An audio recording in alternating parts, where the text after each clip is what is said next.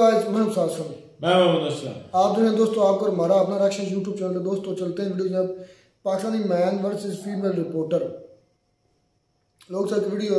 तो दोस्तों देख लेते हैं पहले वीडियो, फिर इस पर बात करते हैं। नमस्कार दोस्तों, डीडी रिएक्ट के एक और रिएक्शन वीडियो में आप सभी का स्वागत है। मैं हूं आलोक। तो भाई आज जो वीडियो लेकर आया हूं सैयद मुजम्मिल शाह का वीडियो है और इसका टाइटल है Pakistani man versus female reporter, Pakistani male psychology. इस पर ये बात करने वाले हैं। और जो पहला फ्रेम दिख रहा है मुझे वीडियो का, उसमें शाइला खान है जो नायला पाकिस्तानी रिएक्शन वाली हैं। और वो जो एक वीडियो हम लोगों ने की थी जिसमें एक बंदा आता है मदरसे वाला और उनको जबरन जो है वो एक दुपट्टा या शॉल कहेंगे उनके सिर पर डालता है कि आपने तो हिजाब भी नहीं पहना, आपने दुपट्टा भी नहीं रखा सर पे, और जो मतलब वो बेसिकली उसको टीचिंग्स देता है कि जी ऐसा तुमने क्यों नहीं किया, और फिर उसको रिलीजन से जोड़ देता है। अब उस पर इन्होंने वीडियो बनाया। अब देखते हैं कि ये क्या कहते हैं। आप मेरे सामने खड़े हो इस्लामी मुल्क में, तो आपके सर पे दुपट्टा नहीं है, ठीक है? और भाई तुम लोगों का इस्लाम दुपट्टे से क्यों शुरू होता है, दुपट्टे पे क्यों खत्म हो जाता है? ये वीडियो जो आपने देखी है, बहुत से लोग इस पर तबसरा कर चुके हैं। कुछ दिन पहले की वीडियो है, लेकिन इसमें देखा यह जा रहा है कि एक रिपोर्टर जाती है बाहर आवाम के अंदर और उनसे सवाल करती है कि फ़लस्तीन आज़ाद करवाने के लिए आप लोग निकलते क्यों नहीं हैं। तो एक लड़का अचानक से नमूदार होता है अपनी खूबसूरत मेंटालिटी लेके, और वो ये कहता है कि फ़लस्तीन बाद में आज़ाद करवाएंगे, पहले अपने सर पे दुपट्टा ले लें, और अगर आप नहीं लेना चाहती तो मैं ख़ुद ये काम आपके लिए कर देता हूँ। तो वहाँ पर कैमरा के सामने खड़े होके लाइव इस लड़के ने अपनी जो चादर है वो उतार के उसके सर पे देने की कोशिश की, जिस पे स्नब किया। उस खातून ने बड़ा फर्मली रिस्पॉन्ड किया, जिसके लिए वो दाद की मुस्तहिक है। मैंने बहुत तारीफ़ की कि ऐसे होना चाहिए, ख़ातून को इतना एम्पावर्ड होना चाहिए कि जवाब दे सकें इस तरह के हैरासर्स को।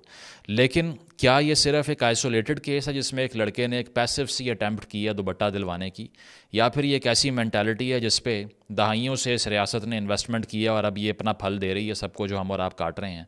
तो इसका जवाब ये है कि ये सिर्फ आइसोलेटेड इवेंट नहीं है, बल्कि इस लड़के ने पाकिस्तानी मर्दों की जो मेजॉरिटी है, अब आप लोग ट्रिगर ना हो जाइएगा ये सोच के कि नहीं हमने तो कभी ऐसे नहीं किया, हमें ये ऐसा क्यों कह रहा है। तो मैं बात कर रहा हूँ मेजॉरिटी की।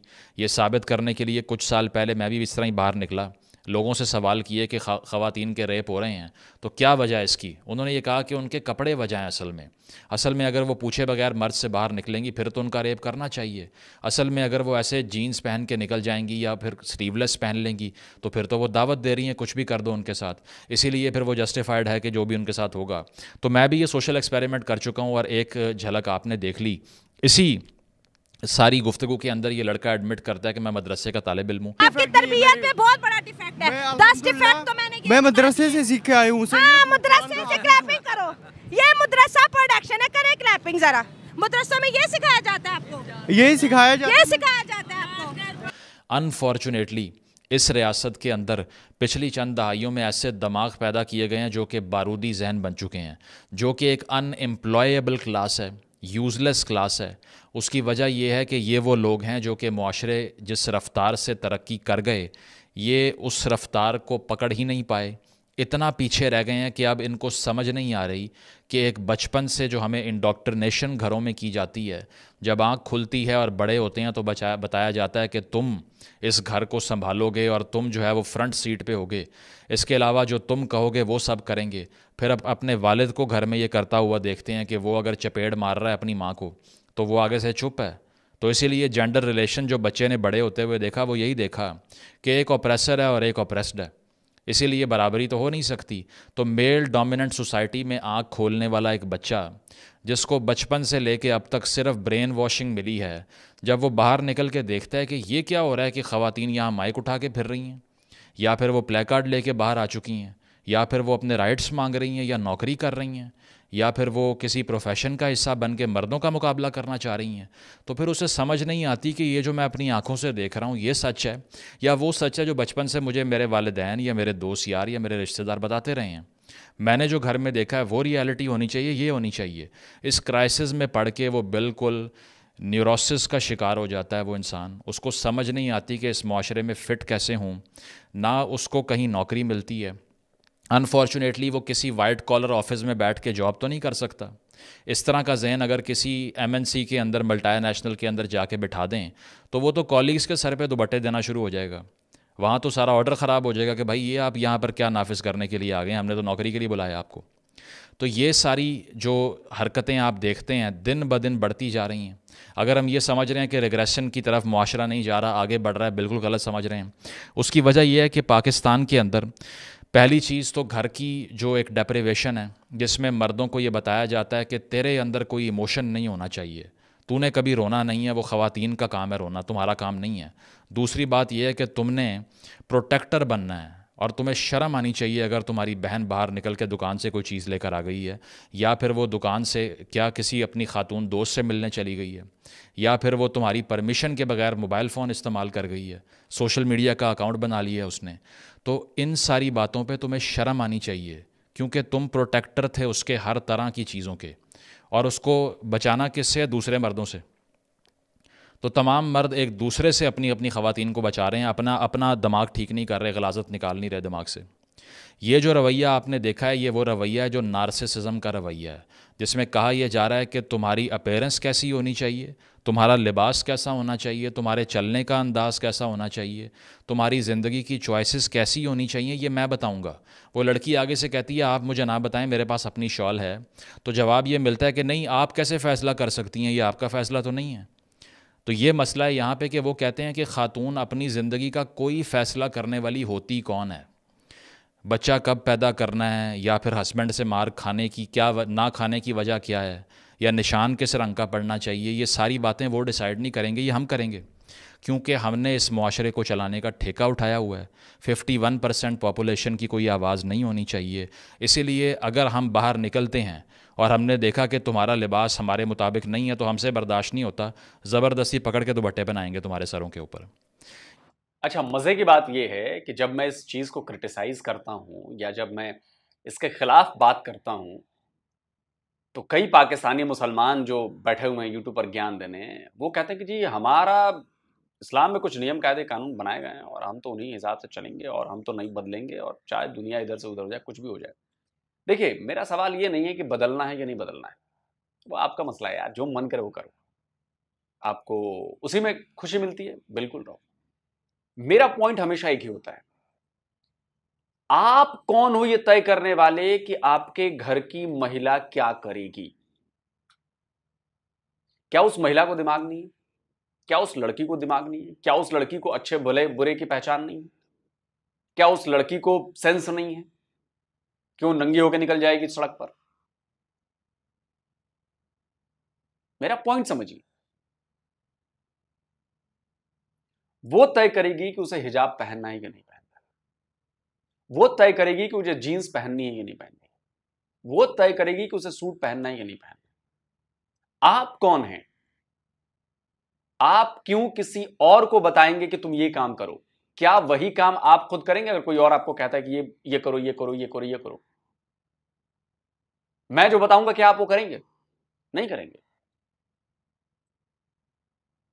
क्योंकि आप इंडिपेंडेंट हैं। वैसे ही वो लड़की, वो महिला भी इंडिपेंडेंट है। उसको रिलीजन का नाम जोड़कर उसको ऑप्रेस नहीं करना है। जब इसकी बात करता हूं तो ये तो अगेंस्ट इस्लाम है, ये तो इस्लाम पर अटैक करता है, ये तो ये करता है, वो तो वो करता है। तो सैयद मुजम्मिल क्या बोल रहे हैं फिर आप आ जाते हो इस्लाम तो औरत को ऐसी वो देता है और ये करता है, वो करता है। तो ये क्या है फिर? ये मैं तो नहीं बोल रहा, सैयद मुजम्मिल मुसलमान है, वो बोल रहे हैं कि वो जो उस लड़के ने किया वो गलत किया। या आप कौन होते हैं तय करने वाले कि लड़की क्या पहनेगी और क्या नहीं पहनेगी?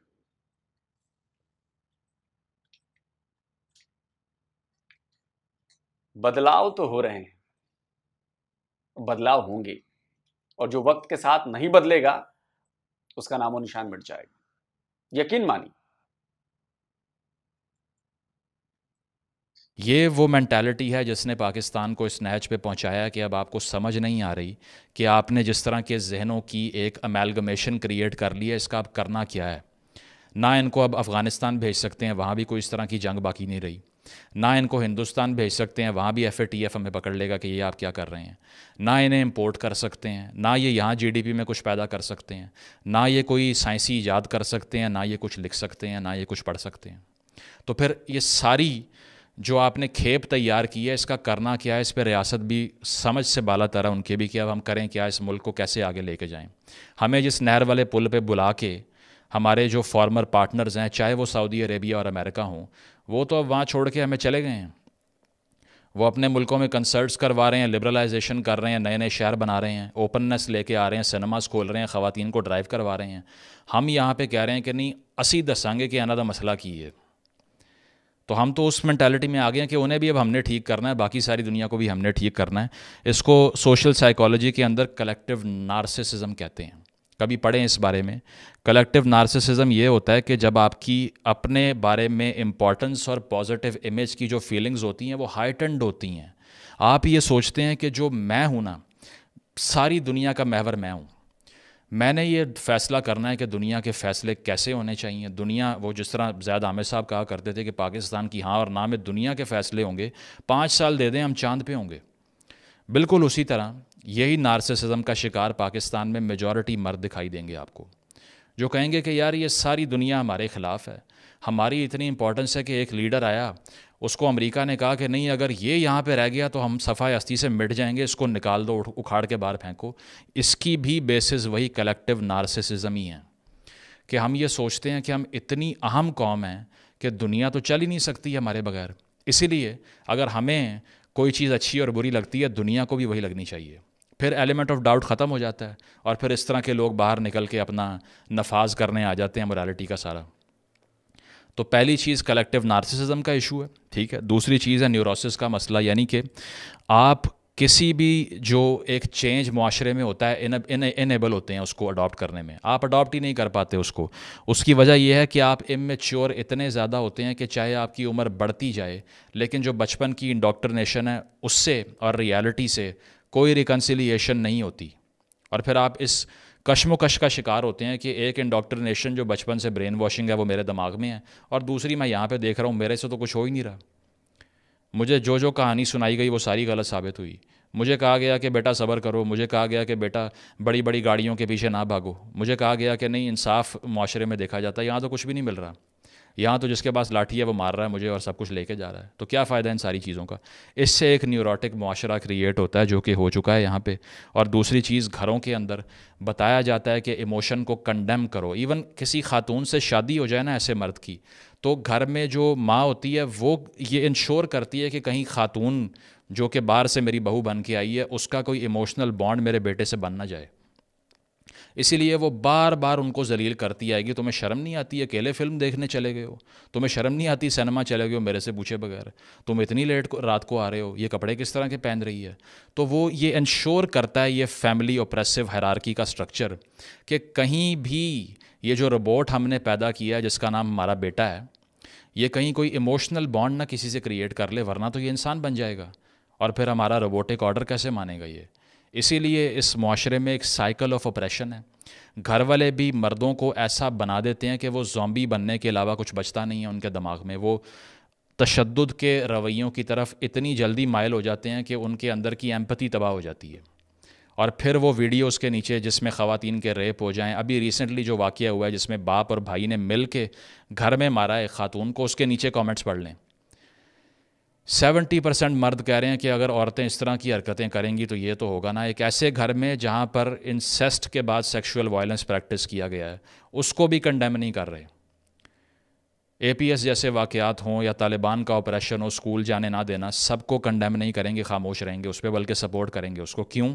क्योंकि आपने उनकी इमोशनल जो इंटेलिजेंस है उसको तबाह कर दिया इस माशरे ने। एक तो रियासत ने अभी एक कोई वीडियो भी बड़ी वायरल हो रही थी, ये वाली खबर तो वायरल हुई थी कि बाप ने बेटी के साथ ही किया, जो भी है ये उनका मसला है, करें। एक और क्लिप वायरल हो रही थी, उसमें भी बाप ने बेटी को हैरेस किया। क्लिप मिलेगी तो मैं लगा देता हूँ, सुनिए। चलो बाप परेशान, ये बहुत अच्छा मर जाना ही अच्छा। हमारे अपना मुल्क में हम लोग, हमारी लड़कियां अपने मुल्क में ही नहीं महफूज, हम बाकी बाहर में नहीं सेफ है। तो ऐसे मुल्क को क्या? मेरा बाप मुझे क्या कह रहा है, मेरे साथ उन्हें सोना है, उसे कहना मेरे पापा के साथ सोना है। सगा बाप था, ये सगा बाप था, उसी दिन मुझे कह रहा है मेरे साथ सोना है। अब आप ये सोचिए कि आपका जो सोशल फैब्रिक है वो किधर को बढ़ रहा है। मैं ये नहीं कह रहा कि हमारे यहां भी 100% ठीक है, नहीं। प्रॉब्लम कोई भी सोसाइटी, कोई भी सिस्टम, कोई भी चीज 100% परफेक्ट नहीं हो सकती, फ्लॉज होते हैं, बट सोसाइटी कोशिश करती है उस फ्लॉज को कम करने की, जितना ज्यादा हो सके वो कम करें। हमारी सोसाइटी ये काम कर रही है, हम कम करने की कोशिश कर रहे हैं और इसमें काफी हद तक कामयाब भी हुए हैं। लेकिन पाकिस्तानी सोसाइटी का जो सोशल फैब्रिक है वो कम होने के बजाय ऐसी चीजें बढ़ती जा रही हैं, ऐसी चीजें बढ़ती जा रही हैं। मैं आप लोगों को कहूंगा कि आप लोग जाकर अपने ही पाकिस्तान की संस्थाएं हैं, जो ह्यूमन राइट्स कमीशन है या जो दूसरे इदारे हैं, आप उनकी रिपोर्ट्स जाकर पढ़ें, या जो इंटरनेशनल इदारे हैं उनके रिपोर्ट्स जाकर पढ़ें कि पाकिस्तान में, एक इस्लामिक कंट्री में जिसमें कहा जाता है कि इस्लाम में महिलाओं को बड़ा दर्जा दिया गया है, वहां पर महिलाओं की स्थिति क्या है, वहां पर महिलाएं कैसे, मतलब उन पर जुल्म किए जाते हैं, उनको दबा के रखा जाता है, उनकी मनमर्जी नहीं चलने दी जाती, उनको एज ए ज़ॉम्बी बनाकर रखा गया कि उसका कंट्रोल मेरे हाथ में है। आप लोग मेरे दिए सबूत या मेरी दी गई बातों पर बिल्कुल भरोसा मत करें। आप पाकिस्तानी इदारों और इंटरनेशनल इदारों की जाकर रिपोर्ट्स पढ़ें, एमनेस्टी इंटरनेशनल की रिपोर्ट हो या यूनाइटेड नेशन ह्यूमन राइट्स की रिपोर्ट हो या पाकिस्तानी ह्यूमन राइट्स की रिपोर्ट हो, आप जाकर पढ़िए उन रिपोर्ट्स को। आपको तब समझ में आएगा कि महिलाओं की, लड़कियों की स्थिति वहां पर क्या है।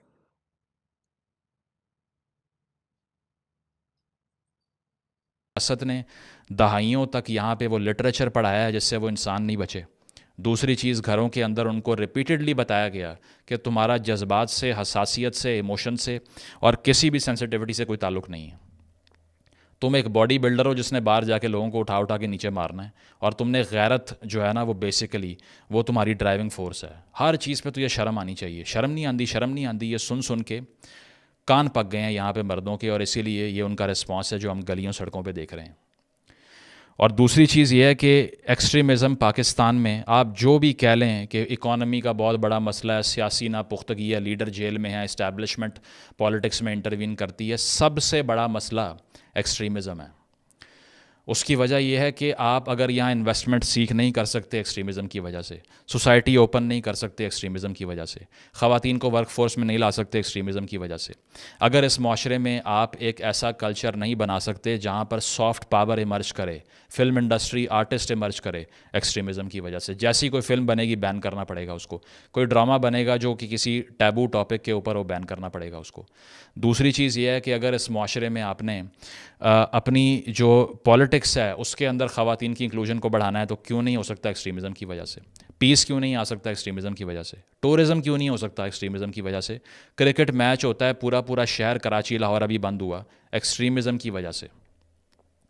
और इस नासूर को ख़त्म किए बगैर आप सोच नहीं सकते कि तमाम मसाइल ख़त्म हो जाएंगे माशरे के। अभी आप देख लीजिए, मैं देख रहा था टर्किश सीरियल के वो जो एक्टर हैं, जो अर्तुगरुल साहब बने हुए थे, उन्होंने अपने पेट डॉग को उठा के तस्वीर खिंचवाई, नीचे पाकिस्तानी गालियाँ दे रहे हैं। बड़ा एम्बेरस किया आपने हमें, आपको शर्म आनी चाहिए। उसकी वजह यह है कि हमने इतनी ज़्यादा अटेंशन आपको दी और हमने कहा कि आप तो सेवियर हैं हमारे, आप कुत्ते को कमरे में लेके बैठे हुए हैं। उसमें देखा आपने, उसमें लिखा हुआ था कि इस्लाम इसको प्रोहिबिट करता, मतलब इस्लाम में आप कुत्ते को अंदर लेके नहीं जा सकते, अपने पास गोद में नहीं बिठा सकते। आप समझ रहे हैं? और मुझे याद आ रहा है कि अर्तुगरुल की ही कोई एक्ट्रेस थी और उन्होंने कोई बिकनी शूट कर लिया या कोई ऐसा फोटो शूट कर लिया था, उसके बाद तो पाकिस्तानी पागल हो गए। आप कैसे कर सकती हैं, मतलब इतने गालियां दी गई उन एक्ट्रेस को और ऐसा करके कि पूछिए मत। अरे भाई, वो टर्की की हैं, वो टर्की की एक्ट्रेस हैं, आप कौन हो? आप उनके अब्बा हो, आप उनके भाई हो। जब उनके अब्बा उनके भाई को प्रॉब्लम नहीं है, तुम्हें क्यों हो रही है? लेकिन नहीं, इन्होंने तो उसको इस्लाम से जोड़कर ऐसा किया भाई साहब कि चरस ही बो दिया वहां पर। दूसरी बात जो मुजम्मिल भाई ने कही कि जो एक्सट्रीमिज्म है, मैं बार बार ये बात अपने वीडियोस में कहता हूं, बार बार कहता हूं कि सबसे बड़ी प्रॉब्लम ये नफरत है। एक्सट्रीमिज्म में वो नफरत भी आती है जो नफरत आप दूसरी कौम, दूसरे रिलीजन, दूसरी कंट्रीज के खिलाफ आप भरते हो बच्चों के जहन में, मदरसों में भी और स्कूलों में भी। और वो इस कदर भर जाती है कि बच्चा जब बड़ा होता है तो वो सबको सच मानता, बोलता है यही तो करना है, यही सच है। तो आप उस एक्सट्रीमिज्म को नहीं हटा रहे हो। और चूंकि वो एक्सट्रीमिज्म रिलीजन में शामिल कर दी गई है, रिलीजन से जोड़ कर निकाली गई है कि भाई इस्लाम खतरे में है और इस्लाम को बचाना है और यही तरीका है, कोई और सुनना ही नहीं चाहता उस पर। आपको शर्म नहीं आई हमें इस तरह बैक स्टैप करने से पहले? वो भी हैरान हो रहे हैं कि भाई ये कौन से ज़ॉम्बी हम पे छोड़ दिए हैं, ये किधर रह रहे थे पहले, इनका दिमाग कहाँ डेवलप हुआ है, ये कौन लोग हैं? तो सबसे बड़ा मसला ये है कि पाकिस्तानी नौजवान मर्द के पास एक्सपोजर ही नहीं है। उसने ऐसे बबल में परवरिश हासिल की है कि उसको पता ही नहीं दुनिया कहाँ पे पहुँच चुकी है। ना उसने वो काउंटर कल्चरलिस्ट चीज़ें देखी हैं, ना उसने लिटरेचर पढ़ा है, ना उसने किसी और एथनिसिटी के लोगों से मुलाकात की है। 90% लोग मुझे ये बता दें पाकिस्तान के, जो कि अभी 35 से नीचे की एज में हैं, जो कि शायद पंजाब से हों या अपर पंजाब से, साउथ पंजाब से हों, उनके कितने ऐसे दोस्त हैं जो दूसरी एथनिसिटी से हैं, दूसरे सूबों से हैं। इतने से बबल में ज़िंदगी गुजारना शुरू करते हैं, वहीं पे मर जाते हैं। जब आप किसी और पर्सपेक्टिव को सुनेंगे ही नहीं तो मुतशद्दिद ज़हन बनने के अलावा कोई चारा होगा ही नहीं आपके पास, यही होगा, इसके अलावा कुछ नहीं होगा। इसीलिए सबसे पहला काम आप ये करें कि इनका एक्सपोजर बढ़ाएं, इनके दिमागों पे इन्वेस्टमेंट करें, इनको हथियार इनसे लेके अब इनको तालीम की तरफ लेके आएँ। मैं तो कहता हूँ एक मैस री एजुकेशन प्रोग्राम होना चाहिए। ये सारे लोग जो कि आपने बारूद बन के फटने के लिए पैदा किए थे, अब इनके लिए वो असामियाँ ख़त्म हो गई हैं, तो इनको इंसान ही बना लें। आपको पता है कि 1983 और 84 इन 2 सालों में ज़िया साहब ने 12,000 मदरसे बनाए ओनली इन 2 ईयर्स।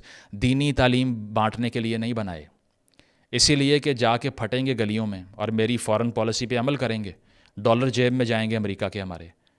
ये कन्विक्शन थी और ये दीन की खिदमत है या फिर बर्बादी है, ये आप बता दीजिए।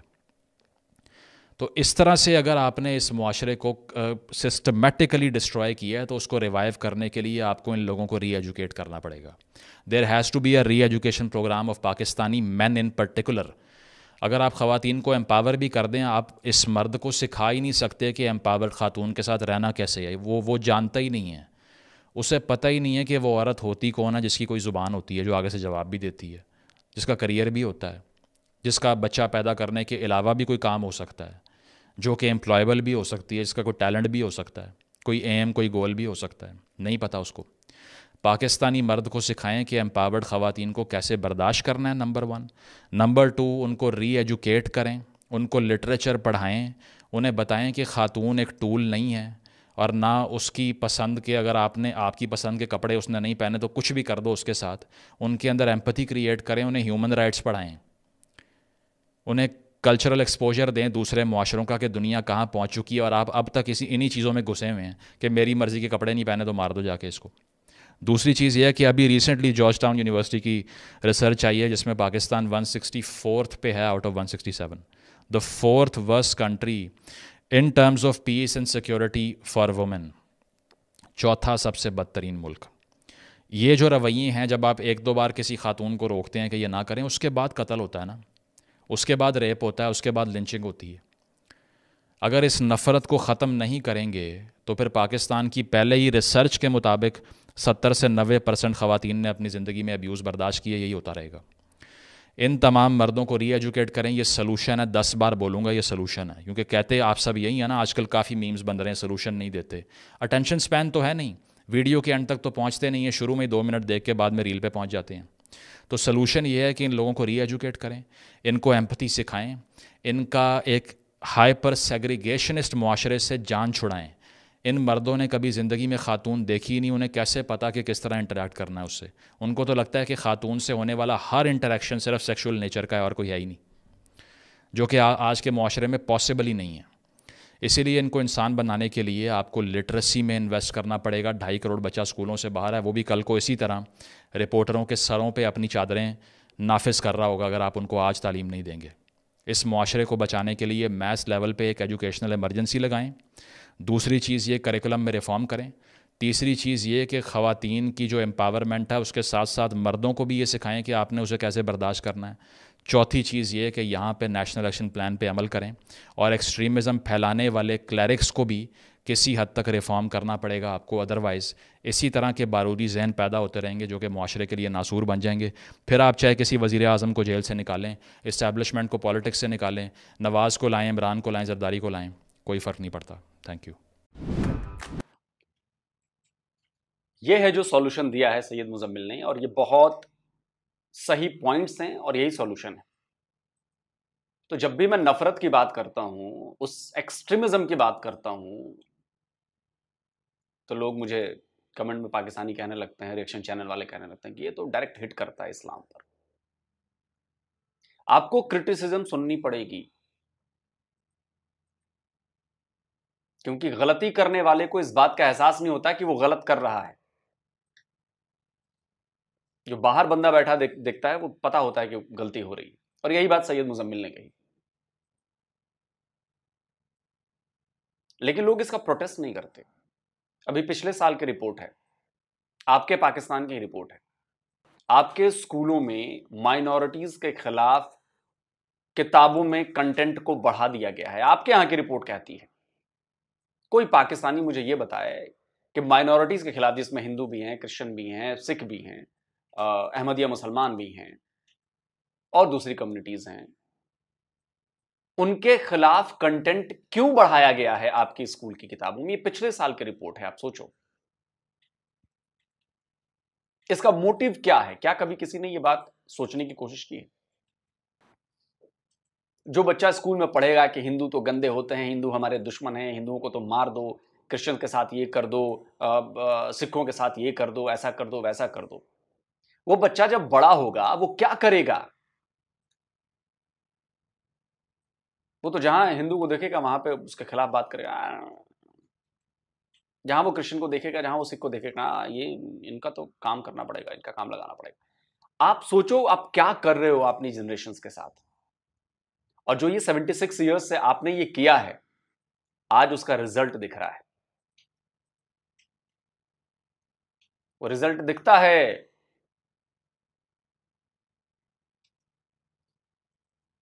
कि मीनारे पाकिस्तान पर एक लड़की बेचारी टिकटॉकर, 400 लोग उस पर टूट पड़ते हैं, वो दिखता है। ऐसे सैकड़ों हजारों वीडियोस आए हैं जिनमें पाकिस्तानी ऐसा कर रहे हैं। आप छोड़िए पाकिस्तान के बाहर, अभी कल परसों की खबर है, ब्रिटेन में 20-25 लोगों को सजा दी गई है छोटी छोटी बच्चियों को ग्रूम करने में और उनके साथ सेक्सुअल हरासमेंट करने में, और उनमें 99% पाकिस्तानी हैं। पता है आपको, 99% पाकिस्तानी। यह है वो मेंटालिटी जो आपने अपने बच्चों के दिमाग में भरी है, जो आपके, ये जरूरी नहीं है कि परिवार के भीतर भरी जा रही है, बच्चा स्कूल जाता है वहां भरी जाती है, बच्चा जिस समाज में रहता है वहां भरी जा रही है, बच्चा जो आसपास देख रहा है वो सीखता है। जो बात सैयद मुजम्मिल ने कही। अभी सबसे लेटेस्ट रिपोर्ट है आपके यहां, 33% बच्चों के खिलाफ हैरेसमेंट के केसेस बढ़े हैं, सेक्सुअल हैरेसमेंट के केसेस बढ़े हैं बच्चों के खिलाफ, और उनमें भी ज्यादा संख्या लड़कों की है। बेचारी बच्चियां तो परेशान रहती हैं, बच्चे लड़के परेशान हैं उस चीज से। आप क्या कर रहे हो, आप बताओ। जेंडर इक्वालिटी में देख लीजिए, आप दुनिया के वर्स्ट मुल्कों में शामिल हैं जेंडर इक्वालिटी में। जहां जेंडर इक्वालिटी का मतलब होता है, जो अंग्रेजी नहीं समझते हैं, कि महिला और पुरुष को अधिकार कैसे हैं, बराबर के हैं कि नहीं। भारत में भी प्रॉब्लम है, मैं नहीं कह रहा कि भारत में प्रॉब्लम नहीं है, अमेरिका में प्रॉब्लम नहीं है, हर जगह प्रॉब्लम है, लेकिन बाकी जगहों पर इस चीज को रिलीजन से ना जोड़कर इसको ठीक करने की कोशिश की जा रही है, और उसका असर हुआ है आज हमारे यहां। उसका असर यह हुआ है कि हमारा जो अग्नि 5 मिसाइल की प्रोग्राम हेड थी वो एक महिला हैं, साइंटिस्ट हैं वो। उसका असर यह हुआ है कि हमारे मार्स और मून मिशन के लिए महिलाओं ने काम किया है। उनका ब्रेन आप देखो कितने शार्प माइंडेड हैं वो, कि वो उस लेवल पे पहुंचे हैं। कहा जाता है कि जो साइंटिस्ट होते हैं वो अपने ब्रेन का सबसे ज्यादा इस्तेमाल करते हैं। तो आप इस पॉइंट को समझो, और आप लोग इसको रिलीजन जोड़ने, पर्दा करना जरूरी है, बिना पर्दे के निकलना वो नहीं है, कपड़े तुमने ऐसे कैसे पहनी, तुमने वैसे कैसे पहनी। अरे छोड़ो ना यार, उसको करने दो ना, उसको पहनने दो कपड़े, उसको जो करना है पढ़ने दो, उसको जो करना है करने दो। जैसे आप फ्री हो कुछ करने के लिए, आप उसको भी छोड़ दो ना।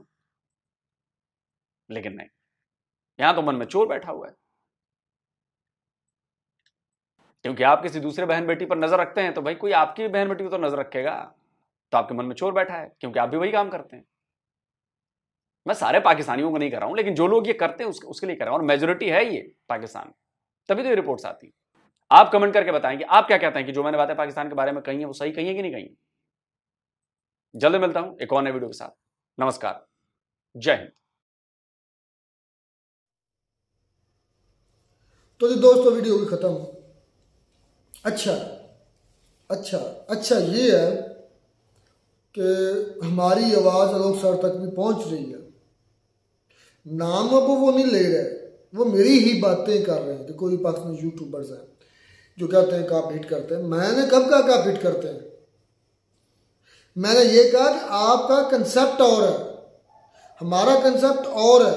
आपने बात की जो वक्त के लिहाज से अपने आप को तब्दील नहीं करता, चेंज नहीं करता, वो आगे नहीं बढ़ सकता। बिल्कुल ठीक है आपकी बात, लेकिन हम बेसिक राइट्स की बात करें, बेसिक प्रिंसिपल्स की बात करें कि बेसिक प्रिंसिपल हमारे चेंज हो ही नहीं सकते।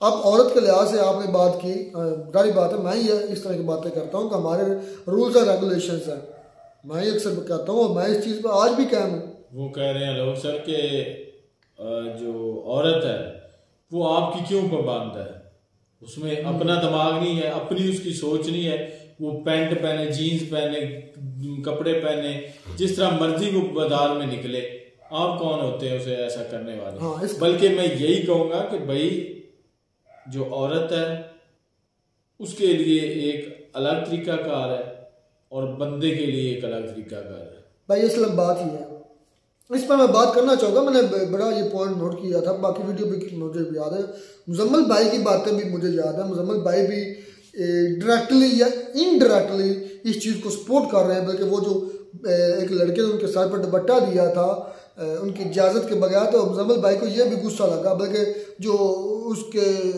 खिलाफ वो क्या शाला को भी थी, उसने उनको काउंटर किया तो उस पर खुश हो रहे थे मुजम्मल भाई की, इसने सही काउंटर किया। ठीक है, सही काउंटर किया। मैं कहता हूँ अब इस पर भी मैं जवाब देना चाहूँगा। देखें यार, इस मामले के अंदर, दीन के मामले के अंदर ना कोई लचक है, ना कोई झोल है और ना कोई झूठ है। अगर आप कहेंगे कि बीच बचाओ में से कोई रास्ता निकाल लो, नहीं, और है ही नहीं, जो है वो है, जो नहीं है वो नहीं है। इसमें अगर मुजम्मल होता कौन है या मैं होता कौन, मैं कौन, मेरी क्या औकात है? मैं तो वही बात करूँगा जो हमें हमारे दीन ने सिखाई है। लोग सर ने बात की कि आप कौन होते हैं एक अपनी घर की औरत पर अपनी मर्जी मुसलत करने वाले। इस पर भी मेरा आपको वही जवाब है। हमारे कानून, हमारे इस्लाम के कवानीन, हमारा इस्लाम ये कहता है औरत की तो भाई आवाज भी सुनने में आया कि बाहर नहीं जानी। मैं असलम भाई एक मिनट में, जस्ट एक मिनट दें। हमारा कानून ये, हमारे इस्लाम का कानून ये कहता है कि जो मर्द का काम है बाहर निकलकर रोजी रोटी हलाल रिज़्क़ कमाकर औरत को घर बैठे दे, ठीक है, तो उसको इज्जत दे, यहाँ तक कि उसको अगर वो उसकी तबीयत नहीं ठीक, अगर अफोर्ड कर सकता तो उसको नुकरानी रख कर दे। औरत के सिर्फ काम है बच्चे की औलाद की अच्छी परवरिश करना, बस औरत के जिम्मे ये है। ना औरत के जिम्मे कोई दार रोटी, ना औरत के जिम्मे कोई माँ वालदान की खिदमत, या जो शौहर की वालदान की खिदमत, ये कंसेप्ट भी गलत है। औरत के जिम्मे सबसे ज़्यादा जो अहम माशरे का सबसे अहम काम है, माशरे का सबसे अहम काम औरत के जिम्मे है, वो क्या है? औलाद की अच्छी तरबियत, क्योंकि माँ ही पहले दरसगाह होती है, ठीक है। अब इसमें आपने कहा कि आप अपनी औरत को उसके अंदर अपना दिमाग है, आप उन पर अपनी मर्जी मुसलत कैसे कर सकते हैं? तो फिर वही जवाब है कि इसमें भी हमारे रूल्स हैं। मैंने कभी हिंदुइज्म के बारे में तो नहीं बात की, मैंने कभी कहा कि यार आपके इस मज़हब के अंदर ये बात जो ना इसको तब्दील करो, या ये आपके पीछे रह जाने का सबब है, या आपके इज्जत ना होने का सबब है, हमने भी कभी कहा। लेकिन लोग सर से मैं इसलिए काउंटर करता हूँ क्योंकि वो इनडायरेक्टली ये साबित करने की कोशिश करते हैं कि देखो ये वाली जो सोच है ना, मतलब इनडायरेक्टली वो इस्लाम की बात ही कर देते हैं। जब ये बात है कि ये वाली सोच, जब वो पॉइंट आउट करते हैं ये वाली सोच, मतलब इस्लामिक सोच, इस वजह से आपका ये हाल है। तो मेरा ये गुजारिश है उनसे कि जब इस्लाम पूरी दुनिया पर गालिब था तब भी तो यही इस्लाम था, 3-4 बड़े आज़मों पर हज़रत उमर फारूक रज़ियल्लाहु अन्हु की हुकूमत थी, जब ओटोमन एम्पायर रही है, जब अब्बासी खलीफा रहा है, ये सारी उसको जब बड़ी बड़ी खिलाफतें थी, हुकूमतें थी, तो तब भी तो यही इस्लाम था। तब बैकवर्ड कौन था? मेरा यही सवाल ना। तब तो सारे भी बैकवर्ड चले गए थे, बाकी मज़हब भी बैकवर्ड चले गए थे, तब तो झंडा बुलंद था इस्लाम के पूरी दुनिया के अंदर। असल वो फॉलोअर थे, तब भी बुलंद हुआ है। हम फॉलोअर असल नहीं है, और जिस दिन हम असली फॉलोअर बन गए, आप यकीन कर जाए, ये जो बातें जो आप हमें पॉइंट ऑफ से करते हैं कि आपकी ये मानसिकता, ये सोच, ये आपकी बातें ही खत्म हो जाती है। आपको बात मिलनी ही नहीं, आपको बात मिलनी ही नहीं है।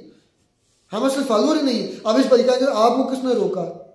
तो आपको किसने हक दिया कि हमारे इनडायरेक्टली या डायरेक्टली मजहब के अंदर कहें कि यार ये देखिए आपकी सोच, आपको मुजम्मल भाई ने भी ये हिट किया है। मैं ये नहीं, मुजम्मल भाई भी डबल स्टैंडर्ड ही है भाई, बात सच नहीं करता, ये सच का वो साथ नहीं देता। अब भाई माशरे के अंदर रहने के लिए हमारा माशरा है, नहीं हर मजहब के कोई ना कोई भाई उसके असूल हैं, उसकी कोई लिमिट्स होती हैं, उससे आगे नहीं जाना होता। तो भाई अगर हिंदुइज्म के हैं तो दीन इस्लाम के भी हैं, इसी तरह हर जो है ना रिलीजन उसकी कोई ना कोई लिमिटेशंस है। हाँ बिल्कुल। असलम भाई मैं बात मुझे मजबूर कर दिया लोग सामने, यकीन करें। मैं जस्ट एक एग्जांपल के लिए आपसे पूछता हूँ, पहले मैं सॉरी शुरू से करो, मैं जस्ट एग्जांपल के लिए पूछता हूँ। औरत की जब हिंदू मजहब के अंदर हमने मूवीज में देखा, शायद हकीकत में भी ऐसे ही होता हो, जब शादी ब्याह होता है तो उसके माथे में सिंदूर भरना, ये वाली रस्म वगैरह, तो क्या ये जरूरी है? या जो भी रेगुलेशन इसके हट के, मैं सिर्फ एक चीज को टच किया, सिर्फ आपको समझाने के लिए। मैंने ये नहीं कहा बुरा या अच्छा, ये इस पर बात मैंने सिर्फ इतना पूछा, वो आप भी तो करते हैं और करते आ रहे हैं सदियों से। मंगलसूत्र है, उसके बाद फेरे हैं, उसके बाद सिंदूर है, ये सारी चीजें हैं ना, ये रूल्स एंड रेगुलेशन है ना आपके मजहब की। उसके बाद जाके जो मैरिज होती है मुकम्मल तौर है ना, उसके बाद आप आज भी उसको फॉलो कर रहे हैं ना। जो नहीं करता, मुझे नहीं लगता कोई नहीं करता होगा, अगर नहीं करते तो वो बता दे भी हम नहीं फॉलो, हजारों साल से करते आ रहे हैं, क्यों नहीं तब्दील किया? अब ये कहेंगे इससे कौन सा माशरे को नुकसान है, यही कहेंगे। मुझे आपके आने वाले सवाल का भी पता है कि आपने आगे से ये वाला सवाल उठाना है, तो इसका जवाब यही है कि भाई जिस तरह आप अपने रूल्स रेगुलेशन चेंज नहीं कर सकते, आप आज भी उन रूल्स पर चल रहे हैं, आप तब्दीली कर सकते होंगे भाई, हम तब्दीली, हमारे अंदर पावर ही नहीं है। हमारे अंदर पावर क्या हो रही है भाई, जो पहले से डिसाइड किया गया है ना, हो गया, वही रूल्स चल रहे हैं और चलते रहेंगे। कह लें कि पूरी रहती दुनिया तक ये चल। अच्छा एक क्लिप लगाया, बड़ा अफसोसनाक क्लिप, 4 बेटियों के साथ उनके बाप ने जिना किया, बहुत गलत किया, जुल्म किया, इससे बड़ा तो जुल्म हो ही। देख लें कि उसने अगर गलत किया है ना, तो ये हमारे ये नहीं है कि हमारे पूरे मुसलमान ही ऐसा करते हैं। उसने किया, गलत किया है, बहुत ज्यादा गलत किया है, ये बिल्कुल ठीक नहीं है। ना कोई हमारा जो रिलीजन है इस बात की इजाजत देता है। उसने किया है तो मैं उसकी डायरेक्ट सजा जो ना, डायरेक्ट सजा वो मौत है, संसार है।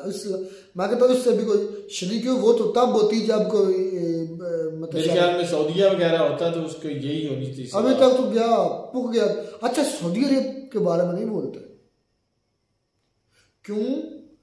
वो क्या है, पंजाबी में कहावत दी जाती, शायद लोग सब पंजाबी हैं समझ जाएंगे, जिंदा मुंह नहीं चंगा लगता उनकी गल भी चंगी नहीं लगती।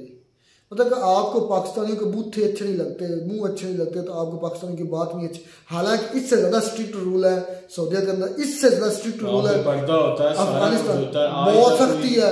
आज तक कोई ऐसे लड़की नहीं निकली। हमारे यहाँ तो कोई रूल लागू ही नहीं है भाई। उधर तो चोरी की सजा डायरेक्ट हाथ काटना है, काटे मैंने देखे।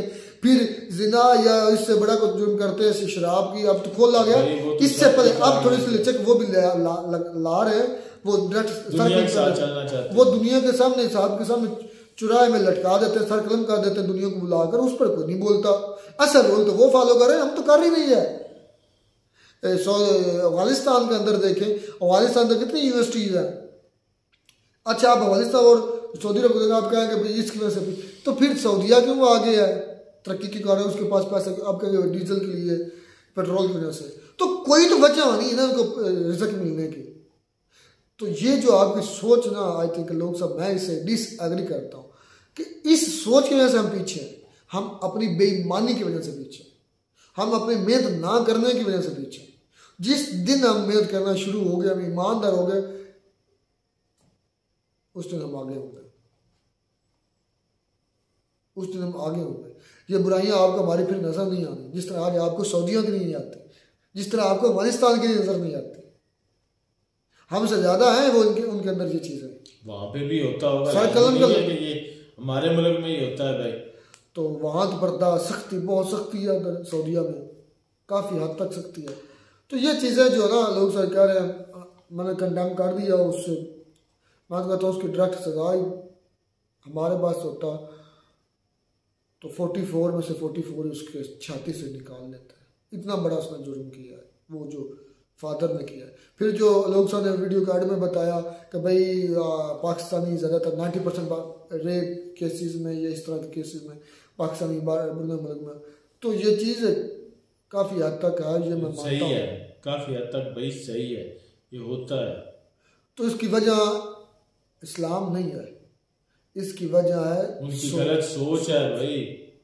अगर इस्लाम इसकी वजह होता तो सऊदी अरब के अंदर होता, इसकी वजह इस्लाम होता, ये रेप केस इस तरह के अफगानिस्तान में भी ज़्यादा होते हैं।